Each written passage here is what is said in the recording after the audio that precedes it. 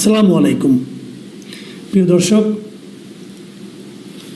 গত বছরের 19 নভেম্বর প্রধান উপদেষ্টা একটা নিয়োগ দেন। সেই নিয়োগটা হলো ওনার রোহিঙ্গা সমস্যা ও অগ্রাধিকার প্রাপ্ত বিষয় সংক্রান্ত হাই রিপ্রেজেন্টেটিভ। এই হলো পদ। মানে রোহিঙ্গা সমস্যা করবে দেখবেন উনি, আর সেই সঙ্গে দেখবেন ওনার অগ্রাধিকার প্রাপ্ত বিষয়াবলী, মানে একটি জটিল ডেফিনেশন। কিন্তু এরকম একটা পদে নিয়োগ পান যে ব্যক্তি, তার নাম হলো মিস্টার খলিলুর রহমান। এবং ওনার নিয়োগ নিয়ে আমি প্রথমবারের মতো দেখেছি যে ফ্রান্সে অবস্থানরত সোশ্যাল অ্যাক্টিভিস্ট, ওনাকে বলতে চাই, উনি খুব মানুষকে উদ্দীপ্ত করতে পারেন, মানুষকে উত্তেজিত করতে পারেন, মানুষকে প্রভাবিত করতে পারেন, মিস্টার পিনাকি ভট্টাচার্য। আমি প্রথমবারের মতো দেখলাম যে খলিলুর রহমানের নিয়োগ নিয়ে উনি বেশ উচ্ছ্বসিত প্রশংসা করলেন এবং বললেন একটা কাজের কাজ হয়েছে, একজন খুব যোগ্য ভালো লোককে প্রধান উপদেষ্টা নিয়োগ দিয়েছেন।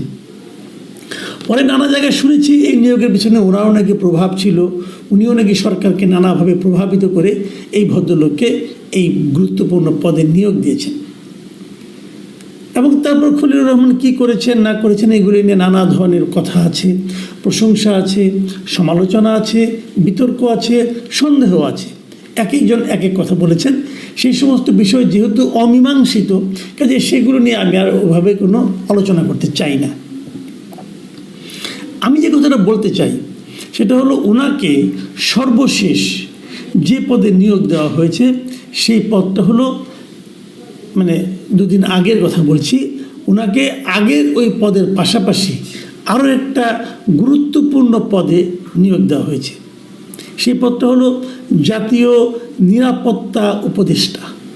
মানে খুবই গুরুত্বপূর্ণ পদ একটা, মানে আমাদের জাতির এই দেশের নিরাপত্তা বিষয়ক উনি উপদেষ্টা হয়েছেন।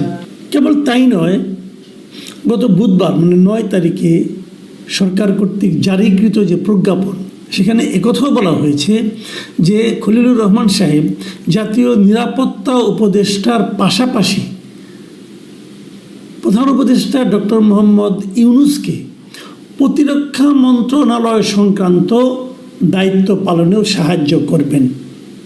মানে ভার্চুয়ালি উনি প্রতিরক্ষা মন্ত্রণালয়ের একজন গুরুত্বপূর্ণ ব্যক্তিতে পরিণত হলেন। এই জায়গাটাতে আমি একটু প্রশ্ন করতে চাই। আমার প্রশ্নটা খুব সহজ। সেটা হলো, মিস্টার খলিলুর রহমান গত 10 বছরে, গত 15 বছরে, গত 20 বছরে কয় দিন বাংলাদেশে ছিলেন? উনি কোন দেশের নাগরিক? উনি কোন দেশের পাসপোর্টধারী? উনি আমেরিকার নাগরিক। উনি আমেরিকার পাসপোর্ট নিয়েছেন, উনি আমেরিকার পাসপোর্টধারী। হ্যাঁ, উনি দ্বৈত নাগরিক, হয়তো উনি বাংলাদেশেরও নাগরিক আছেন, সেটা ঠিক আছে, কিন্তু পাশাপাশি উনি আমেরিকার নাগরিক। আমেরিকার নাগরিক যদি আপনি হন, তাহলে কিন্তু যেহেতু আপনি নাগরিক, অন্য একটা দেশ থেকে নাগরিকত্ব অর্জন করছেন, অ্যাপ্লিকেশন করে নাগরিকত্ব নিচ্ছেন। আমার নিজেরই 2 ভাই আমেরিকার নাগরিক, কাজে বিষয়টা আমি জানি। আপনাকে কিন্তু একটা শপথ নিতে হয় যে আপনি আমেরিকার নাগরিক হিসেবে আমেরিকার স্বার্থ দেখবেন, স্বার্থ সমুন্নত রাখবেন। তো এরকম একটা বিদেশি নাগরিককে আমাদের প্রতিরক্ষা মন্ত্রণালয়ের গুরুত্বপূর্ণ ব্যক্তি হিসেবে নিয়োগ দেওয়া আমাদের জাতীয় স্বার্থের জন্য কি স্বাভাবিক? এটা কি প্রত্যাশিত? আমরা কেমনটা চাইব? ওনাকে জাতীয় নিরাপত্তা উপদেষ্টা, ভারতে যেটা মিস্টার অজিত দোভাল, খুব পাওয়ারফুল, কিন্তু অজিত দোভালকে দেখে আপনারা বুঝবেন এটা কত বড় একটা পদ। সেই পদে আমাদের জাতীয় নিরাপত্তা উপদেষ্টা দায়িত্ব পালন করছেন একজন আমেরিকার নাগরিক। এটা কিভাবে সম্ভব এবং এটা কেন সম্ভব? উনি আমাদের নিরাপত্তা নিয়ে কতটুকু সচেতন থাকতে পারবেন? উনি তো আমেরিকার নাগরিক। আবার আমেরিকার একজন নাগরিকের কাছে আমাদের প্রতিরক্ষা ব্যবস্থা, প্রতিরক্ষার বিভিন্ন গোপন প্রতিরক্ষা মন্ত্রণালয়টা এমন একটা মন্ত্রণালয় যে এই মন্ত্রণালয়ের যে ব্যয়, মানে মিলিটারি বলেন, আপনি আর্মি বলেন, নৌবাহিনী, বিমান বাহিনী, এখানে কী ব্যয় করে সেটা নিয়ে জাতীয় সংসদে পর্যন্ত প্রশ্ন করা হয় না। জাতীয় সংসদের পর্যন্ত এগুলো আলোচনা করা হয় না, কারণ এটা এতটাই ক্লাসিফাইড ডকুমেন্ট। সেই ক্লাসিফাইড ডকুমেন্ট যেখানে থাকে সেখানে আপনি একজন বিদেশি নাগরিককে ঢুকতে দিচ্ছেন। ভাই, আপনারা পেয়েছেনটা কি? আপনারা কি শুরু করেছেন? আপনারা এই জাতিকে আর কত অপমান করবেন? আপনাদের সংবিধান সংস্কার করতে হবে, বিদেশি নাগরিক আলী রিয়াজকে নিয়ে আসছেন। গণমাধ্যম সংস্কার করতে হবে, ইংল্যান্ডের নাগরিক কামাল আহমেদকে নিয়ে আসছেন। এবং আমি জানি না, আমাকে একজন দায়িত্ব নিয়ে বলেছেন যে আমাদের নির্বাচন ব্যবস্থার সংস্কারের জন্য যে ভদ্রলোকের দায়িত্ব পেয়েছেন বদির আলম মজুমদার, উনিও নাকি বিদেশি নাগরিক। আমি এটা শিওর না, কিন্তু আমি শুনেছি, খুব গুরুত্বপূর্ণ জায়গা থেকে শুনেছি। কি হচ্ছে এগুলো? আবার এর মধ্যে একজন দেখলাম বিশেষ পরামর্শক নিয়োগ করা হয়েছে, পলিটিক্যাল পার্টিগুলির সঙ্গে আলোচনা করবেন, সেই মুনির হায়দার সাহেব, উনিও আমেরিকান নাগরিক। হচ্ছেটা কি? ওনার উপদেষ্টা মণ্ডলীতে এখানেও আমেরিকান নাগরিক আছে। আমি আর এত ডিটেলে যেতে চাই না।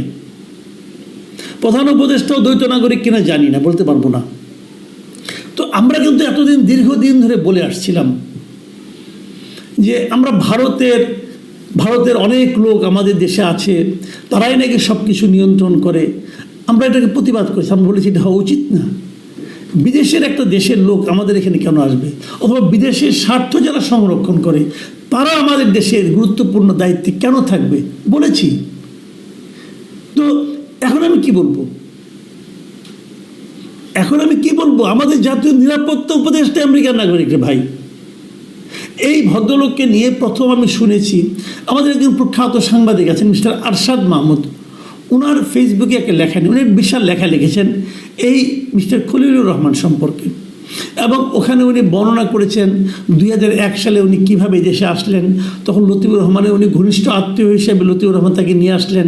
উনি একসময় পররাষ্ট্র মন্ত্রণালয়ে চাকরি করতেন, চাকরি করে তারপরে ওখান থেকে নিয়ে অন্য জায়গায় চলে গিয়েছিলেন আমেরিকাতে, দেশে আসেননি। লতিফুর রহমান তাকে প্রথমবার নিয়ে আসলেন, এনে তাকে একেবারে ডেপুটি সেক্রেটারি হিসেবে তাকে নিয়োগ দিলেন। পরে তাকে 24 ঘন্টার মধ্যে তাকে আবার 12 ঘন্টার মধ্যে তাকে আবার প্রমোশন দিয়ে আরেকটা পোস্টে বসালেন।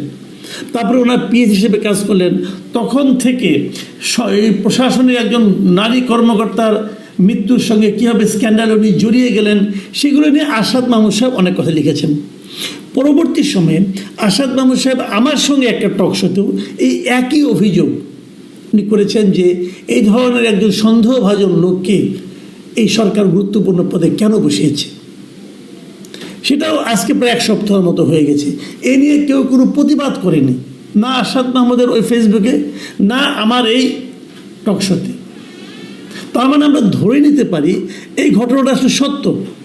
এর মাঝে দেখলাম গত 11 তারিখে এই ভদ্রলোককে নিয়ে ভারতের বহুল আলোচিত, এটা আওয়ামী লীগ আমলে বহুল আলোচিত, অনেক রিপোর্ট করেছিলেন এখানকার একজন রিপোর্টার, ইন্ডিয়ার একটা online north east news, mister Chandan Nandi. উনি আওয়ামী লীগের ব্যাপারে, আওয়ামী লীগের শেখ হাসিনার ব্যাপারে অনেক রিপোর্ট করেছেন, যেগুলো নাকি ওই সময় আমাদের আন্দোলনের সময় অনেক কাজে লেগেছিল।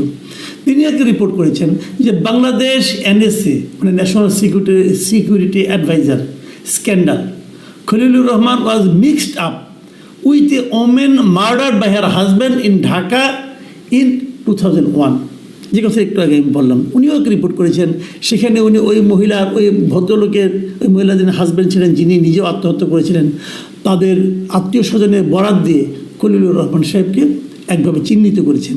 যেভাবে চিহ্নিত করেছেন সেটা আমাদের জন্য সম্মানজনক নয়, এটা ইন্টারন্যাশনাল মিডিয়াতে চলে গেছে। কিন্তু তারপর তাকে নিয়ে আমার আরও গুরুত্বপূর্ণ জায়গায় বসানো কী কারণ থাকতে পারে? আর সেগুলো যাই হোক, এটা তাদের ব্যাপার, ওটা নিয়ে আমি অত মাথায় ঘামাচ্ছি না। কিন্তু আমার বক্তব্যটা হলো, প্রতিরক্ষা মন্ত্রণালয়ের মতো সেন্সিটিভ মিনিস্ট্রির দায়িত্ব একজন বিদেশি নাগরিককে আপনি কী করে দিলেন, এইটা আমার কাছে ক্লিয়ার না। আমি শুনেছি এখানে নাকি পিনাকি ভট্টাচার্যের বিশাল প্রভাব ছিল, তো ওনার ব্যাপারটা নিয়ে আমি খুব একটা মাথা ঘামাই না। এই কারণে উনি নিজেও তো আধা দেশি আধা বিদেশি, উনি প্যারিসে আছেন, ওখানে বসে উনি প্যারিসের অ্যাসাইলাম নিয়েছেন নাকি আশ্রয় নিয়েছেন নাকি নাগরিকত্ব পাওয়ার চেষ্টা করছেন, আমি ঠিক স্ট্যাটাসটা ওনার জানি না। তবে এটুকু শুনেছি যে উনি এখন ওখান থেকে দেশে আসতে পারবেন না। আসতে গেলে নাকি উনি যে জিনিসটা ওখানে প্রার্থনা করছেন, মানে নাগরিকত্ব, সেটা নাকি হবে না, নষ্ট হয়ে যাবে। এই জন্য ওখানে আসবেন না, ওখানে থাকবেন। মানে ওনার কাছে ফ্রান্সের নাগরিকত্বটা কী পরিমাণ গুরুত্বপূর্ণ ভাবুন একবার, যে সম্পূর্ণ অনুকূল পরিবেশ থাকা সত্ত্বেও তিনি দেশে ফেরার কথা ভাবছেন না, কারণ ওরা ফ্রান্সের নাগরিকত্ব দরকার। এই যে লোকগুলো যে আপনার গাছেরটাও খায় তলারটাও কুড়ায়, ওখানেও থাকবে এখানেও থাকবে, কিছু হলেই ওখানে চলে যাবে, এদের কোনো দেশের প্রতি কোনো মায়া নেই, কোনো মায়া নেই। ওই যে বলে না যে মা অসুন্দর, অতএব যে সুন্দর একজনকে পেয়েছে তাকে মা ডাকা শুরু করেছে, এরা হলো এই টাইপের লোক। এই দেশ বাংলাদেশ, এখানে থাকা যায় নাকি? এত ঘিঞ্জি একটা, মানুষগুলি কেমন দেখতে কুৎসিত, এরকম একটা ভাব এদের আর কি। বাংলায় কথা বলে দরকার নাই, আমি বরং পশ্চিমা দেশে আরাম এসে থাকি, শ্যাম্পেন খাবো, ওখানে বসে বসে সাদা চামড়া লোকজনের সঙ্গে হাসি ঠাট্টা করবো, কি সুন্দর পরিবেশ।